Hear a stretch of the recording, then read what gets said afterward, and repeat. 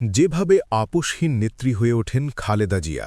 বিএনপির চেয়ারপারসন ও সাবেক প্রধানমন্ত্রী বেগম খালেদা জিয়া ৩০ ডিসেম্বর না ফেরার দেশে চলে গেছেন। তার বর্ণাঢ্য জীবনে খালেদা জিয়া বাংলাদেশে গণতন্ত্রের জন্য লড়ে গেছেন সবসময়, যে কারণে আপোষহীন নেত্রী হিসেবেও পরিচিতি লাভ করেছিলেন খালেদা জিয়া। সাবেক রাষ্ট্রপতি জিয়াউর রহমানের মৃত্যুর পর খালেদা জিয়া ১৯৮২ সালে বিএনপির নেতৃত্বে আসেন। তখন জেনারেল এরশাদের সামরিক শাসন চলছিল। সেই শাসনের বিরুদ্ধে ৯ বছর আন্দোলনের মধ্যে দিয়েই তিনি রাজনীতিতে নিজের এবং দলের অবস্থান তৈরি করেন বলে বিএনপি নেতারা মনে করেন।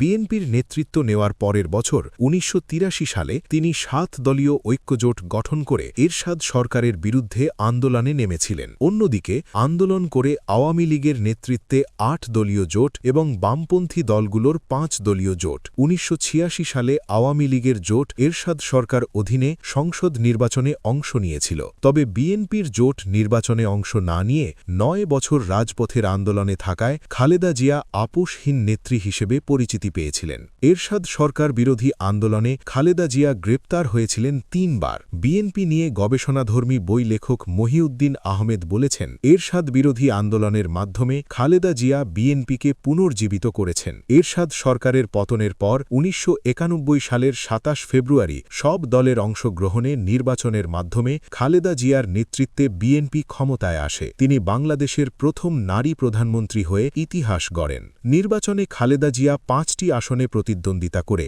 সবকটি আসনেই নির্বাচিত হয়েছিলেন। সেই নির্বাচনের আগে এরশাদ বিরোধী আন্দোলনে থাকা ৩ জথের রূপরেখায় সংসদীয় সরকার ব্যবস্থায় ফিরিয়ে আনার অঙ্গীকার ছিল।